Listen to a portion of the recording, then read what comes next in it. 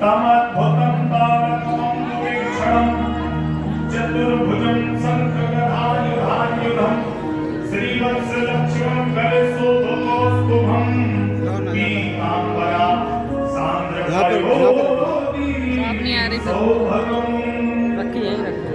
बाबा से कहा मैं अभी छोटा बन जाऊंगा, सूप में रख करके नंद बाबा के घर पहुंचाए देना, वहां मेरी माया बिटिया बनकर आई है, हाथ में आना। बाबा ने कहा मैं कैसे ले जाऊंगा, ये बेड़ियां भगवान को ले आती है। बाबा सारी व्यवस्था और आज अवतार ले रहे हैं, हम लोग पद्मासन में बैठे हैं, आरती लगा के और तक बोलेंगे हे नाथ नारायण या वासुदेवा, उसके बाद सीधे हम लोग जन्मोत्सव में प्रवेश करेंगे। श्री कृष्ण गोविंद हरे मुरारे हे नाथ नारायण वासुदेवा। श्री कृष्ण गोविंद हरे मुरारे हे नाथ नारायण वासुदेवा। सत्य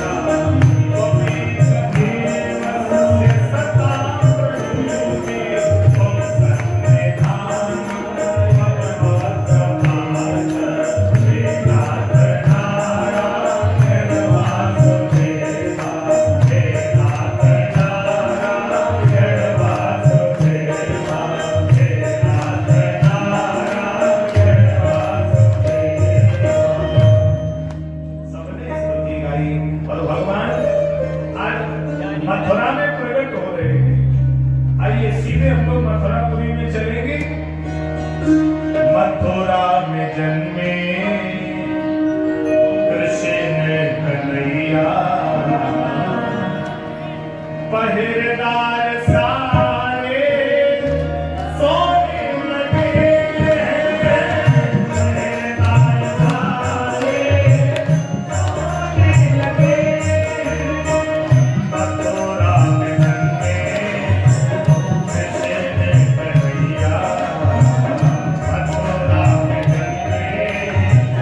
कृष्ण कन्हैया,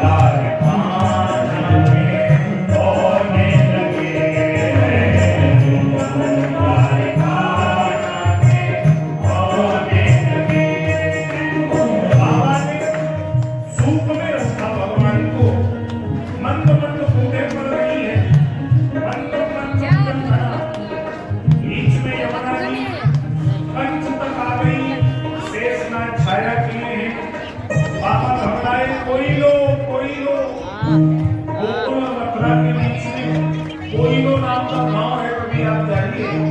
जब बाबा की कंठ तक यमुना आई तो बाबा ने कोयलो गांव के लोगों को पुकारा, रात्रि में रक्षा करो कोयलो, और कंस के भय से कोई निकलकर नहीं आया। आज भी कोई ब्रजवासी और कोई भी वैष्णव वहाँ कोयलो गांव में पानी भी नहीं पीता है। आज भी वहाँ कोई भक्त पानी नहीं पीता। उस गांव से कोई भगवान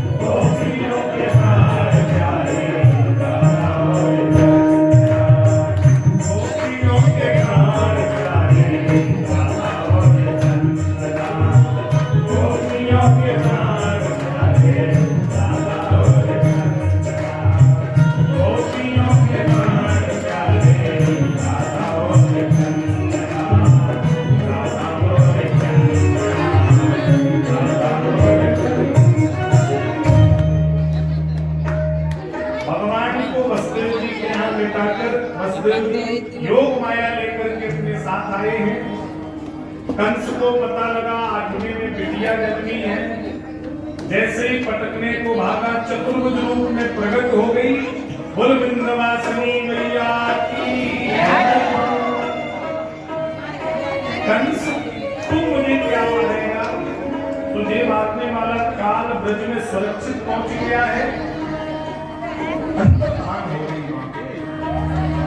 सवेरा होता बाबा के घर, चिड़िया बोल रही है, भोर का समय है। रख ले भीड़ की बन जाए। भोर का समय चिड़िया बोल रही बाबा के घर। पकड़िए नहीं, चलो जाओ। सुनंदा बुआ ने कहा भाभी कहाँ है हो? छोरी कही।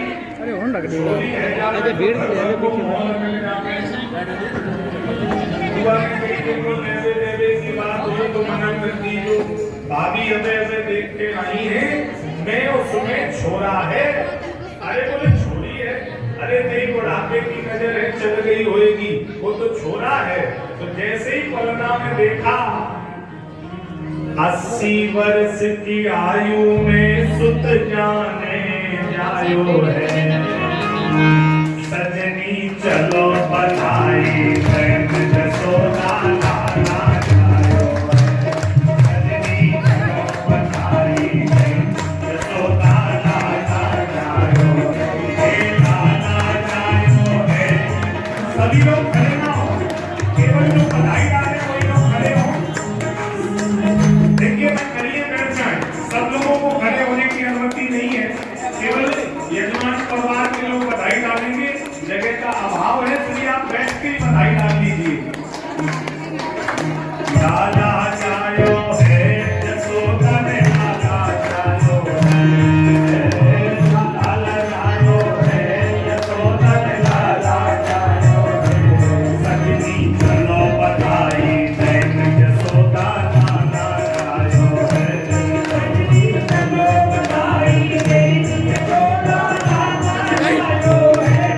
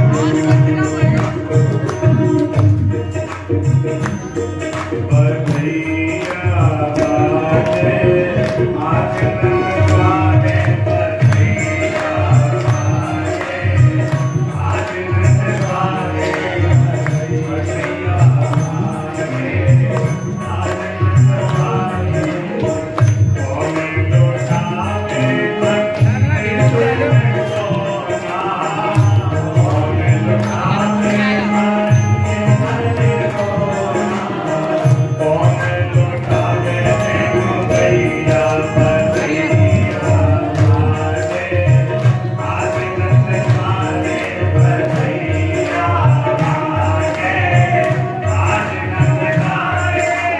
अरे भाई, यहाँ कोई ऐसी मैया, ऐसी माता नहीं है जो हमारे बदन सिंह जी को भी बधाई दिलवा दे, हमारे परीक्षित जी को नचवा दे। भाई कोई मैया ऐसी नहीं है। हमारे बदन सिंह खड़े हो जाए, क्योंकि आज लाला आपके घर में हुआ, भगवान आपके मंदिर से लेकर आए हैं।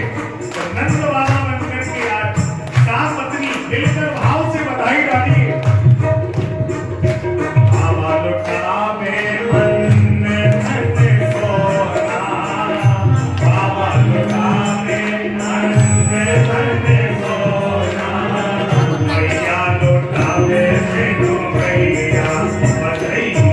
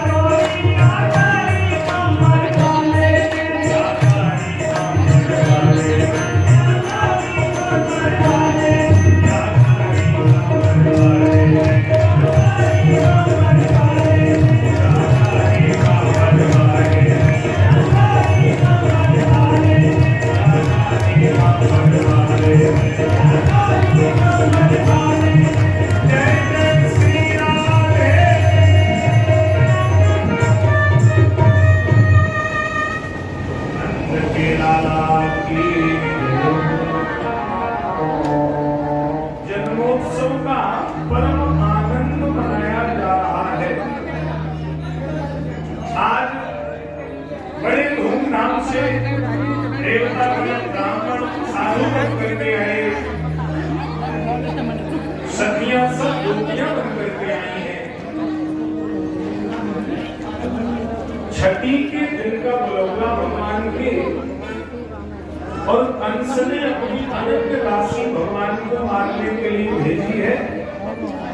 कंसेन प्रहिता घोरा पूतनानंद गोकुलम शिशुस्यान निगणन्ति पुरग्राम गजादिषु। अनंत राशि कंस की पूतना हलाहल विष लगाकर भगवान को मारने आई है। और देखिए श्रृंगार कैसे किए हैं। ताम के स्वर्णम, थोड़े थोड़े और बढ़ जाए और जो भाई लोग हैं उन्हें घर पे करना। आप लोग बैठ जाइए, आप लोग इधर बैठ जाए। और ये भाई लोगों से निवेदन है थोड़े आप लोग इधर को बढ़ जाए। थोड़े ये जो भाई लोग हैं इधर की तरफ आ जाए। थोड़ा बैठने में थोड़ा असुविधा हो रही है। उधर आ जाओ, आप लोग आगे परीक्षित और थोड़े आगे आ जाओ और मात्राएं आ जाए।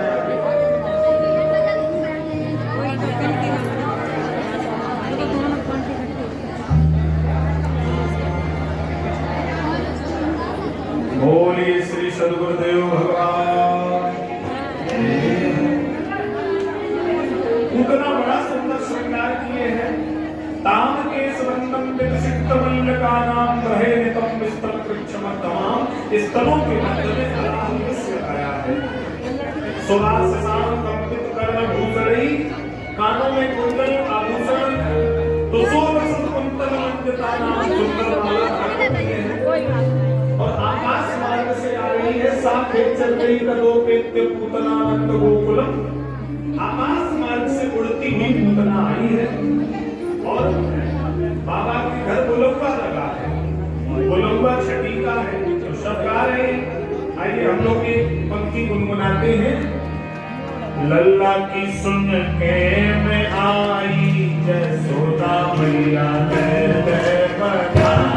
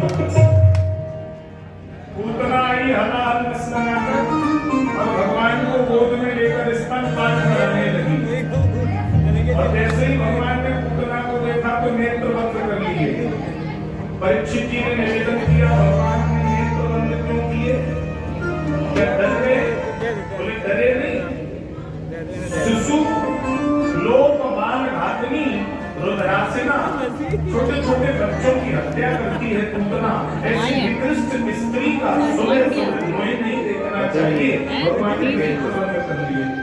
पूतना अंतःकरणा, जिसका अंतःकरण पवित्र नहीं है उसी का नाम पूतना है। जो भीतर से कुछ और है और बाहर से कुछ और है वो कौन है? पूतना है। तो भगवान बोले ऐसे व्यक्ति का मुझे सुबह सुबह नहीं देखना चाहिए, नेत्र बंद कर लिए। तीसरा उदाहरण मेरा, भगवान ब्रह्म है, पूतना अविद्या है। ब्रह्म की दृष्टि अगर अविद्या पर पड़ेगी तो अविद्या है तो भागेगी या भगवान में विलीन हो जाएगी। भगवान ने कहा हमें लीला करनी है, अगर ये भाग गई तो लीला अधूरी रह जाएगी। तो नेत्र ही बंद कर लिए हुए हम देखेंगे। तीसरा उदाहरण फिर मिला, नेत्र बंद करके भगवान ने रोशन समन्वय को विवत, भगवान शंकर का स्मरण किया।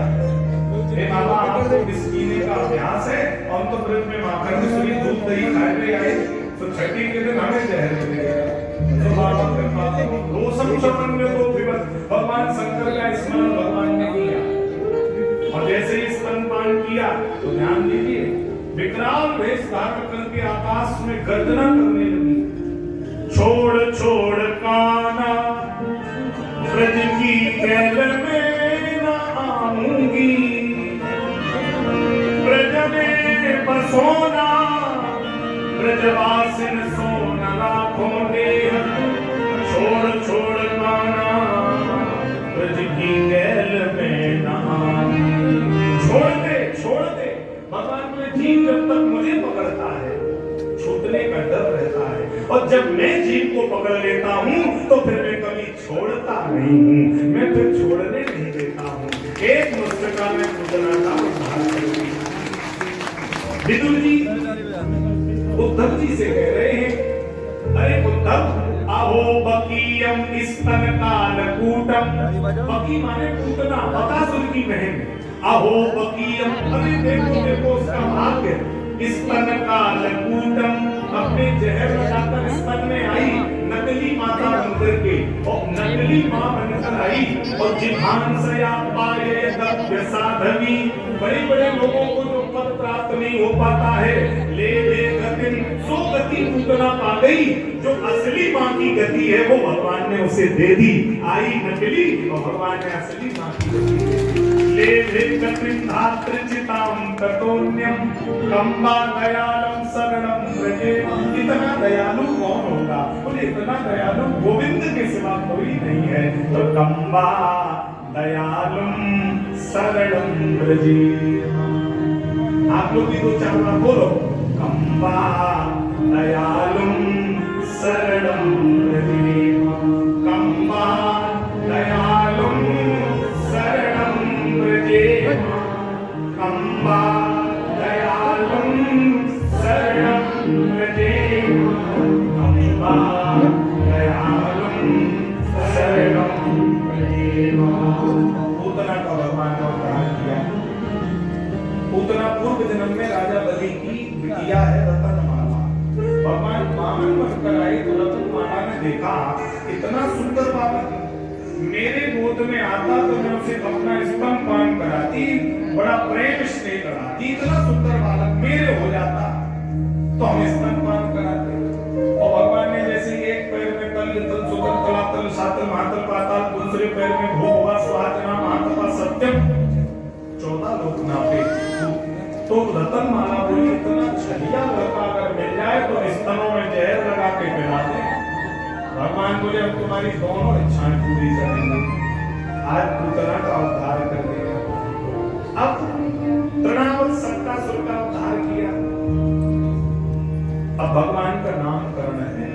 सनातन संस्कृति में 16 संस्कार होते हैं, गर्भाधान से लेकर अंतिम संस्कार। धीरे धीरे हम लोग भूलते चले जा रहे हैं। पहले गर्भाधान भी हमारे यहाँ शास्त्र सम्मत विधि के द्वारा पूर्वज लोग करते थे। ब्रह्म मुहूर्त में गर्भाधान करने पर संतान दैवीय पैदा होती है, और रात्रि वेला में, रात्रि के प्रथम चरण में गर्भाधान, साय वेला में गर्भाधान पर निशाचरी संतान पैदा होती है। तो इसका बड़ा महत्व होता है हमारे सनातन धर्म में, गर्भाधान से लेकर अंतिम संस्कार तक। तो दिति दैत्यों की मां कश्यप ऋषि की पत्नी, दिति अपने रति काल में साय वेला में कश्यप ऋषि से रति क्रिया के लिए आग्रह करने लगी। कश्यप ऋषि ने बहुत समझाया ये वेला ठीक नहीं है, पर दिति नहीं मानी। तो रति क्रिया के बाद कश्यप ऋषि ने श्राप दिया, अरे चंडी जा मैं तुझे श्राप देता हूं, तू कामांध है, तेरी कोख से 2 राक्षस पैदा होंगे। दिति ने कहा मैंने कश्यप ऋषि का मैंने अंश अपने गर्भ में धारण किया है, मैं कश्यप ऋषि के अंश का अनादर नहीं होने दूंगी, मैं इस बच्चे को जन्म ही नहीं दूंगी। तो 100 वर्ष तक गर्भ में दोनों बच्चे दिति धारण किए रही। तब भगवान ने दिति मां को समझाया कि तुम घबराओ नहीं माता, इन बच्चों को जन्म दे दो, इनका उद्धार करने में स्वयं हरि, हिरण्याकश्यप और हिरण्याक्ष, इन दोनों का मैं आकर के उद्धार करूंगा। तब दिति ने दोनों पुत्रों को जन्म दिया। तो गर्भाधान का बड़ा महत्व है। इसके बाद महाराज पुंसवन, उपनयन संस्कार, यज्ञोपवीत संस्कार, करण छेदन संस्कार, अन्नप्राशन संस्कार, पहले कितने संस्कार होते थे घरों में, तो अब तो कोई नहीं करता, कहीं कहीं कोई भले ही करता हो। तो भगवान का नामकरण संस्कार है। नामकरण करने कौन आया है? गर्गा पुरोहितो राजन यदूनाम सुमहातपा प्रजं जनामिनन्दस्य वसुदेव प्रचोदिता।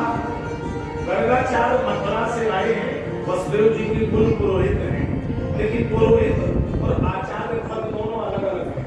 पुरोहित किसे कहा जाता है? जो आपके घर में सत्यनारायण कथा करे, आपके विवाह को कराए, आपकी लगन पत्र का छांटे, आपके घर में पिंडदान करवाए, आपके यहाँ अंतिम संस्कार तक की क्रिया गरुड़ पुराण करे, जो आपके पुरखों से पूजन घर का करता आ रहा, वो कौन है? वो कुल पुरोहित है। पुरोहित। और मैं यहाँ आया हूँ तो मैं आचार्य पद पे आया हूँ, आचार्य आ जाएगा और फिर चला जाएगा, फिर पता नहीं महीनों 4-6 साल बाद फिर मुलाकात हो जाए तो हो जाए। लेकिन पुरोहित तो कुल से हमारे कार्य को देखता है। तो गर्गाचार्य जी कुल पुरोहित है, एक बड़े विद्वान है। यशोदा जी ने चरण धोए हैं, रोहिणी जी ने जल घर में चढ़ा, क्योंकि कितना आदर है। सनातन दर्शन, गुरु घर में आए, संत घर में आए, श्रेष्ठ साधु घर में आए तो पैर पनारे पर न धोले, थाली में चावल के दाने डाल के जल धोले और उस जल को आंगन में बैठकर के घर में छिड़क दिए। वो चरणामृत है महान साधु का, घर में प्रभाव होगा। और प्रणाम कैसे किया जाता है? साष्टांग दंडवत होकर। कभी भी गुरु संत माता पिता के पैर छूने तो माथा पैरों पे रख के छूने। प्रातः काल उठ के रघुनाथा, माता पिता गुरु नावे माथा। माथे को ये शुद्ध प्रणाम। सही तरह पैर छूने पर 4 चीजें प्राप्त होती हैं। आयुर्विद्या यशोबलम् अभिवादन शीलस्य नित्यं सेवना तस्यां चत्वार वर्धन्ति आयुर्विद्या यशोबलम्। 4 चीजें बढ़ती। अब तो लेकिन ऐसे पैर छूने लोग भूलते जा रहे हैं। अब तो पैर छूना भी बंद, हाथों से अब तो घुटने पे हाथ ले जाते हैं और छाती पे लगाते हैं। ऐसा बच्चे अगर घर के करें तो रोकिए, ऐसे पैर छूने से उनको कोई लाभ नहीं होगा। थोड़े और झुकिए, पैरों तक हाथ ले जाइए। और नहीं कर पा रहे हो तो पैर बिल्कुल मत छुओ, मुंह से राधे राधे राम राम बोलो तो तुम्हारा भी कल्याण होगा। सामने वाले पैर छुओ तो सही तरह छुओ। एक सज्जन मुझे अपने घर ले गए, बैठक में बैठा दिया। हम बैठक में बैठे थे, दरवाजे भीतर के खुले थे तो आवाज सुनाई दे रही थी। मम्मी पापा लड़के से गए, पापा फौजी रिटायर्ड, फौजी डिसिप्लिन वाला व्यक्ति होता है ज्यादा ही। हाँ, तो पापा ने कहा जाओ महाराज जी आए हैं, वो बदन सिंह के यहाँ जो कथा कर रहे, घर आए तो पैर छुओ जाके। लड़का मोबाइल फोन में लगा, कान में लीड लगाए, मोबाइल हम सब सुने, लड़का बाबा गए, हम ही सब में विश्वास रखते, हमसे कोई मतलब नहीं है, आप जाइए, हमसे क्या लेना देना। पिताजी ने कहा चला जाए, तेरी ऐसी हालत करूंगा वो बताए थे, हमसे चला ही था सामने से। और जी पिता तो मारे डर के आया और देखना ना हमसे बैठा ना बोला, हमारे दोनों घुटनों पे हाथ लगाया और मुंह फेर कर गुस्सा में सीधा दरवाजे से गली में चला। हमने कहा ये क्या करके गया भैया, कोई किसी के घर जाए तो बोलो बैठो, ये तो न बोला न बैठा। साथ में महात्मा जी थे, वो हंसे बोले महाराज हम समझ गए ये क्या कह गया। तो उसके मम्मी पापा भी आ गए, हमने कहा ये क्या कह गया, बोले ये यह कहकर के गया है कि महाराज जिस दिन तुम्हारे ये दोनों टूटेंगे उस दिन हमारी छाती का दाम हो जाएगा। आप बताइए सुबह से शाम तक हम घुटने छूते हैं, इससे कुछ होने वाला है क्या। अब तो कोई कह रहा था घुटने छूना भी बंद, अब तो हाथ झुकना बंद, हाथ उठना शुरू।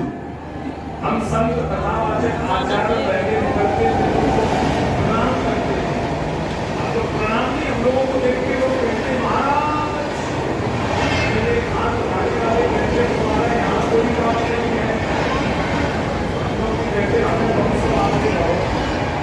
अब तो कोई कह रहा था हाथ उठना भी मतलब हाथ हिलना शुरू हो गए। हिलाने वाले हम कहते हमारी बात का कोई भरोसा नहीं है। उसमें भी आप देखना जब बहने मायके से ससुराल जाए 2 व्हीलर 4 व्हीलर में, तो बिटिया अपने मम्मी पापा से हाथ जरूर हिलाती है। और मालूम हाथ हिलाकर बिटिया क्या कहती, मम्मी अब साल 2 साल हमारा नाम नहीं। तो मेरा निवेदन है सही तरह प्रणाम किया जाए तो 4 चीजें मिल जाती हैं। पहले के नियम थे कराग्रे वस्ते लक्ष्मी करमध्य च सरस्वती।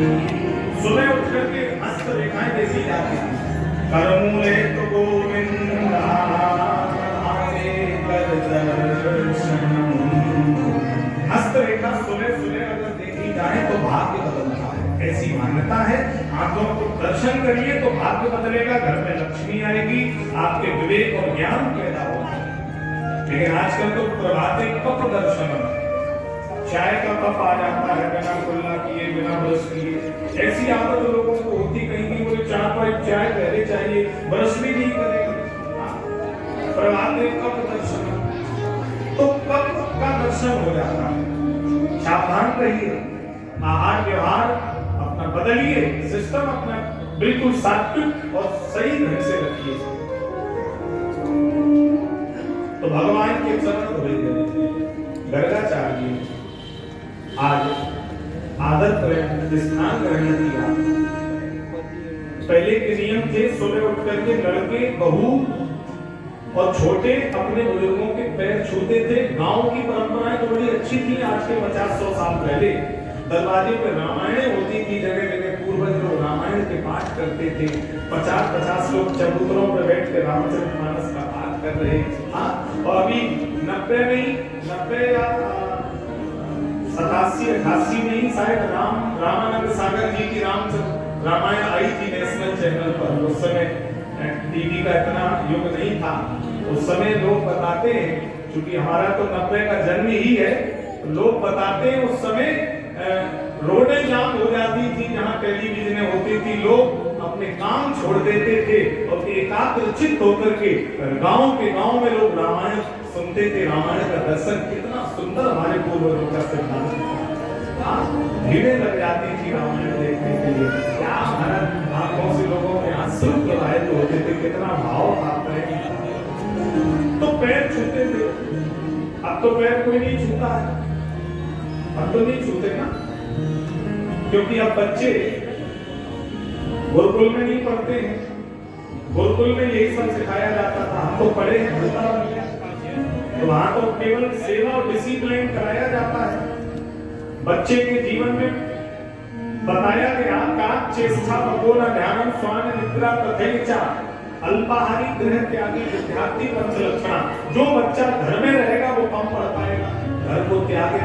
जो ज्यादा खाएगा कम पढ़ पाएगा, जो ज्यादा लाड़ दुलार जिस पे होगा वो बच्चा कम पढ़ पाएगा। तो सिद्धांत है बच्चे के जीवन में। तो गुरुकुल पद्धति होती थी, बंद हो गई।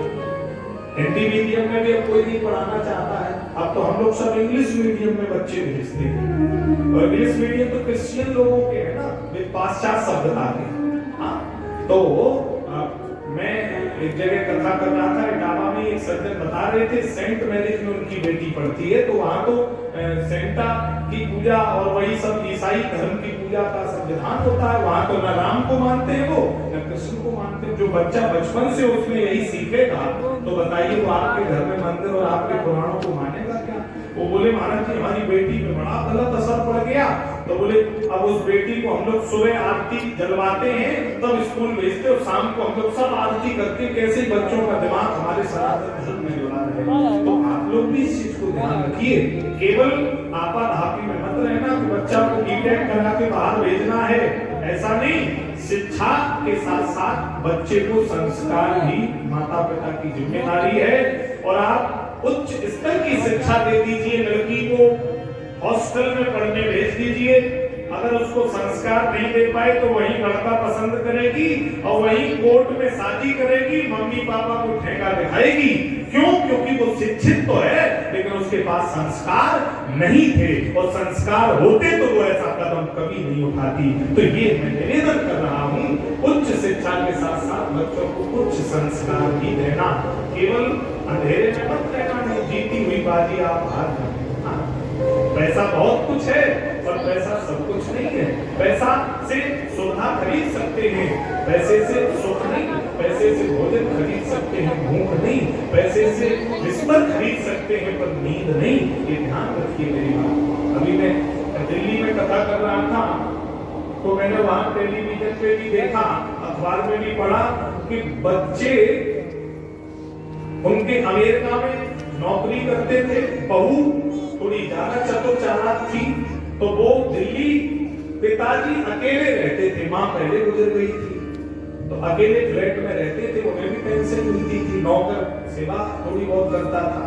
अच्छा, वो नौकर के गांव में कोई परिवार में खत्म हो गया तो वो 2 महीने की छुट्टी लेकर चला गया। लड़का 3-3 साल आता नहीं था बहू की वजह से, तो पिता वहीं बिस्तर पे मर गया। और जब नौकर लौट कर आया 2 महीने बाद कंकाल बिस्तर पर पड़ा मिला। बताइए ऐसे लड़के को इंजीनियर करने से कितना आपको लाभ मिलेगा, कितनी जीवन की विडंबना है। तो मैं इसलिए कहता हूं कि जीती हुई बाजी का कहा जाना, संस्कार परिवार में बने रहे, शिक्षा के साथ संस्कार जीवित बने रहे। वो पिता प्यासा मर गया बिस्तर पे, उसकी अस्थियां केवल हड्डी मात्र रह गई, पूरा मांस उसका चींटियां चुन गई और किसी को पता ही नहीं चला। बताइए पूत कपूत तो क्यों धन संचय, और पूत सपूत तो क्यों धन संचय। यहाँ तमाम बहनें बेटियां बैठी हैं, मेरी बात थोड़ी कड़वी है, आप ध्यान से सुन लेना। आपके भी पुत्र पैदा होगा, आपके भी लड़का होगा। आज आप अपने सास ससुर के साथ गलत व्यवहार कर रही हैं, कल तुम्हारा लड़का भी बड़ा होगा, तुम भी सास बनोगी, और तुम्हारे जमाने में बहू इतनी एक्टिव आएगी कि तुम्हारे माँ बाप आंख बंद करके देख भी रहे हैं, और तुम्हारे घर के बहू ऐसा तमाशा करेंगे कि तुम देख भी नहीं पाओगे। ऐसा तमाशा तुम्हें देखने को मिलेगा, इसलिए सावधान रहिए। कोई बच्चे बबूल के तो हम कहां से आदर करिए, सत्कार करिए। आपके सास ससुर आपको माने या न माने, अपनी तरफ से उन्हें बुजुर्ग समझ के उनकी सेवा करो, निस्वार्थ भाव से। तुम हमें दो या न दो, हमारा कर्तव्य है, हम तुम्हारी सेवा करेंगे। मैं दावा करता हूँ सास ससुर भले ही गलत हो, आप अगर ईमानदारी से उनकी मदद करेंगे तो तुम्हारी मदद परमात्मा ईमानदारी से करेगा। ये मैं दावा करता हूँ। तुम्हें बुढ़ापे में पानी परमात्मा देगा, तुम अगर अपने माता पिता को नहीं दोगे। तो परंपराएं थी हमारे जीवन की। यहाँ तमाम माता भाई बहन बैठे हैं, मेरे पास एक ऐसी दवा है, आप लोग ये बताइए आपके बच्चे सुबह पैर छूते हैं क्या? स्कूल जाते हैं तब या घर में पैर छूते हैं? अच्छा, मेरे पास एक दवा है, वो दवा अगर मैं दे दूं आपको, कल से ही गारंटी से आपके बच्चे पैर छूने लगेंगे। बता दें आप लोगों को, क्यों माता भाई बहन बोलो? जैसा अभी छोड़ो, फिर कभी मौका मिलेगा तब बता देंगे। अभी बताएं। कुछ लोग तो ये कह रहे हैं कि महाराज पैसा लोगे फिर ही बताने ही आए, बताने ही काम है। सुन लीजिए, कल से आपके बच्चे पैर छुएंगे, मैं व्यास गद्दी से वचन दे रहा हूँ। मेरा अगर ये उपाय आप मान लेंगे, कल से ही बच्चे पैर छूने लगेंगे। सुनिए, यहाँ जितने भाई माता बहन बैठे हैं, ये कल से अपने से बड़ों के पैर छूने लगे, इनके बच्चे इनके पैर छूने लगेंगे। आप अपने बुजुर्गों के छूने लगिए, आपके बच्चे आपके। आप अपने सास ससुर के नहीं छूना चाहते और अपने बच्चे से अपने छुड़वाना चाहते हो तो आप नहीं बनेगा। आप जैसा करोगे बच्चों को वैसा।